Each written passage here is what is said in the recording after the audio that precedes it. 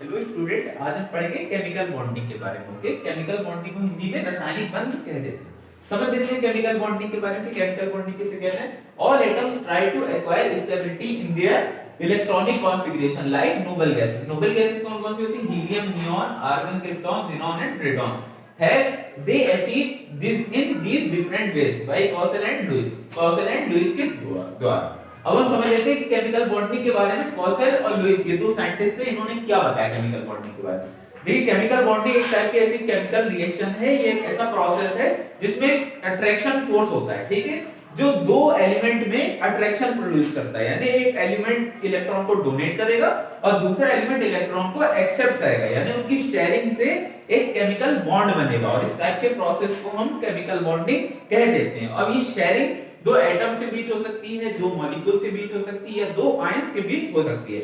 वो आयंस एक positive ion होगा और एक नेगेटिव आयन होगा। ओके, इस यही केमिकल बॉन्डिंग कहलाती है। इसके बारे में दो साइंटिस्ट कॉसेल और लुईस ने बताया था और इसके इन्होंने तीन टाइप भी बता दिए थे कि केमिकल बॉन्डिंग के कौन से ऐसे तीन प्रोसेस हैं जिसकी वजह से दो एलिमेंट रिएक्शन करते हैं और एक नया कंपाउंड बन जाता है। तो उसके ये तीन कौन से प्रोसेस है, तो देख लीजिए। बाय लूजिंग और गेनिंग इलेक्ट्रॉन, क्या मतलब हो गया? एक एलिमेंट इलेक्ट्रॉन को लूज करेगा, ठीक है, यानी डोनेट करेगा, और दूसरा एलिमेंट इलेक्ट्रॉन को एक्सेप्ट करेगा, ठीक है, तो इसे हम गेनिंग कहते हैं। तो ऐसा प्रोसेस होगा तभी केमिकल बॉन्ड बनेगा। ओके, सेकंड उन्होंने क्या प्रोसेस बताया? By sharing of electron. यहां पर भी इसका यही मीनिंग है कि मॉलिक्यूल्स और एटम्स या आयंस आपस में इलेक्ट्रॉन की शेयरिंग करेंगे, यानी इलेक्ट्रॉन्स को आदान प्रदान करेंगे, जिसकी वजह से एक केमिकल बॉन्ड बनेगा। ओके, थर्ड जो इन्होंने प्रोसेस बताया वो बताया by sharing of electron between two atoms but shared electron are contributed by one atom only. क्या मतलब हो गया कि इलेक्ट्रॉन की शेयरिंग होगी बट किसी एक एटम के थ्रू एलिमेंट को पार्टिकुलरली डोनेट कर दिया जाएगा और एक एटम इलेक्ट्रॉन को एक्सेप्ट कर लेगा, ठीक है। तो ये तीन प्रोसेस हैं जिसकी वजह से केमिकल बॉन्डिंग होगी। अब केमिकल बॉन्डिंग में आप पढ़ेंगे कि इसके बारे में टोटल डिटेल किसने दी थी, ठीक है। तो अकॉर्डिंग टू कॉसेल एंड लुईस, कॉसेल और लुईस ही हैं मेन साइंटिस्ट जिन्होंने इस केमिकल बॉन्डिंग के बारे में हमें बताया। क्या बताया? The formation of a chemical bonding between two और मोर एटम्स, मॉलिक्यूल्स और ions to give rise to a chemical compound. यानी किसी भी केमिकल कंपाउंड को बनाने के लिए एटम्स, मॉलिक्यूल और आयंस ही मेन इंपॉर्टेंट रोल प्ले करते हैं, जिसकी वजह से केमिकल कंपाउंड बनता है या केमिकल बॉन्डिंग कंप्लीट होती है। ओके, और इसमें इलेक्ट्रॉन की शेयरिंग होती है।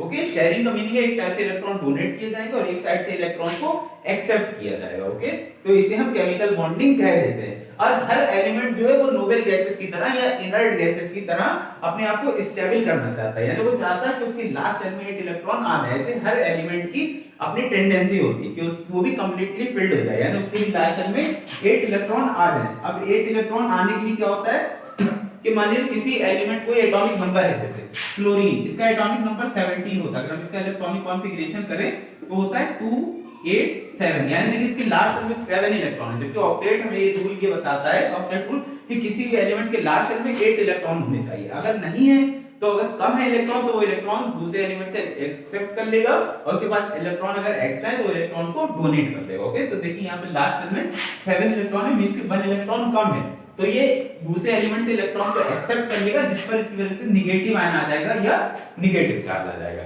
ऐसे ही हम एक और एग्जांपल ले लेते हैं सोडियम का, ठीक है, Na, तो इसका एटॉमिक नंबर होता है 11। अगर हम इसका इलेक्ट्रॉनिक कॉन्फ़िगरेशन करें तो 2 8 1, देखिए इसकी लास्ट शेल में 1 इलेक्ट्रॉन है। अब आपको पता है कोई भी एलिमेंट 4 इलेक्ट्रॉन ज्यादा से ज्यादा दे सकता है और 4 ही इलेक्ट्रॉन एक्सेप्ट कर सकता है। ओके, तो इसके लास्ट शेल में 1 इलेक्ट्रॉन है, यानी से कोई कंप्लीट इसके ऑक्टेट रूल को कंप्लीट करने के लिए कोई इसे 7 इलेक्ट्रॉन नहीं दे सकता, तो ये अपना 1 इलेक्ट्रॉन डोनेट कर देगा, जिसकी वजह से इस पे Na पॉजिटिव हो जाएगा, यानी इस पे पॉजिटिव चार्ज आ जाएगा, ठीक है। तो इसी टाइप से सब रिएक्शंस होती हैं और ये मिलके रिएक्शन भी कंप्लीट कर लेते हैं Na+Cl, इससे मिलके बन जाता है NaCl, सोडियम क्लोराइड, जो कि एक साल्ट है। तो हमने देखा किस टाइप से केमिकल कंपाउंड का फॉर्मेशन हो रहा है, केमिकल बॉन्डिंग बन रही है। तो ये तभी होगा जब एक एलिमेंट इलेक्ट्रॉन को एक्सेप्ट करे और दूसरा एलिमेंट इलेक्ट्रॉन को डोनेट करे। ओके, इसी को हम केमिकल बॉन्डिंग कह देते हैं। ये डिफरेंट टाइप्स की होती है, उसके बारे में पढ़ेंगे। पहले हम समझ लेते हैं रासायनिक बंध, यानी केमिकल बॉन्डिंग को हिंदी में रासायनिक बंध कहते हैं। इसकी परिभाषा के बारे में समझ लेते हैं। वो बंध जो 2 या 2 से अधिक प्रकार के अणुओं, परमाणुओं तथा आयनों से या तत्वों या एलिमेंट से एक निश्चित अनुपात में मिलकर बनते हैं। क्या मतलब हो गया? यानी उसमें अणु होंगे अलग अलग प्रकार के, परमाणु होंगे, आयन होंगे, आयन का मतलब धनात्मक आयन और ऋणात्मक आयन, यानी पॉजिटिव चार्ज होगा और नेगेटिव चार्ज होगा, ठीक है। इसके द्वारा ये एक दूसरे से एक निश्चित अनुपात में मिलकर बनता है, जिसे बल या फोर्स के द्वारा एक दूसरे से बंधे होते हैं। अभी हमने आपको बताया था कि इसमें एक टाइप से अट्रैक्शन फोर्स काम करता है, यानी जो दो एलिमेंट के बीच इलेक्ट्रॉन की शेयरिंग हो रही है, इलेक्ट्रॉन दो तत्वों के बीच आदान प्रदान हो रहा है, उनमें एक टाइप का बल होता है या फोर्स होता है। फोर्स का बल क्या होता है, फोर्स या बल क्या कहते हैं, किसी चीज को धक्का देना या खींचना, यानी फोर्स इज अ पुश और पुल, यानी किसी चीज को पुल करना या पुश करना फोर्स कहलाता है। तो यहाँ पर भी ये एलिमेंट भी क्या करता है कि इलेक्ट्रॉन को एक साइड से डोनेट करवाता है और एक साइड से एक्सेप्ट, ठीक है। तो यहाँ पर भी एक टाइप का फोर्स काम कर रहा है या बल काम कर रहा है, ठीक है, इनके बीच, एलिमेंट्स के बीच में, ठीक है, के द्वारा एक दूसरे से बंधे होते हैं। फोर्स की वजह से ये एलिमेंट आपस में बंधे हुए होते हैं, इसी को हम बॉन्डिंग कह देते हैं, ठीक है। अब ये सब है केमिकल से टाइप से, इसलिए हमने केमिकल बॉन्डिंग कहा है, ठीक है।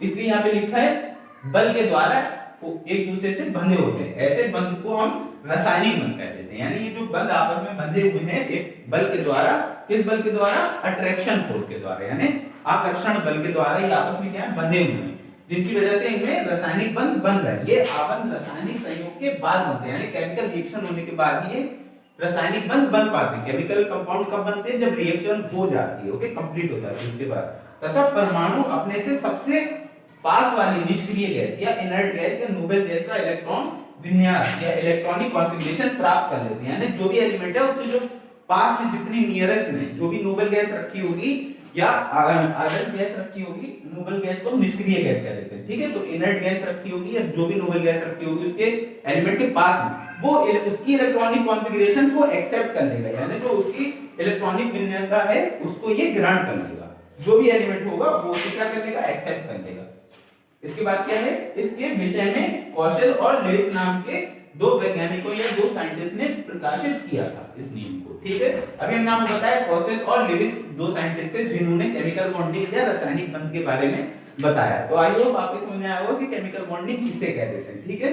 इसमें हिंदी में इसके 3 मेन रीजन भी समझ लेते हैं, जैसे आप इंग्लिश में समझते कि किस वजह से रासायनिक बंध बनता है, यानी केमिकल बॉन्डिंग किस रीजन से होती है। तो देखिए लिखा है इलेक्ट्रॉन के आदान प्रदान के कारण। यहाँ पर आपने पढ़ा था बाय लूजिंग और गेनिंग, यानी इलेक्ट्रॉन का आदान प्रदान हो रहा है, एक तत्व इलेक्ट्रॉन को क्या कर रहा है, दान कर रहा है, और दूसरा एलिमेंट इलेक्ट्रॉन को क्या कर रहा है, एक्सेप्ट कर रहा है, ग्रहण कर रहा है। इस वजह से ही रासायनिक बंध बन पा रहे हैं, ठीक है।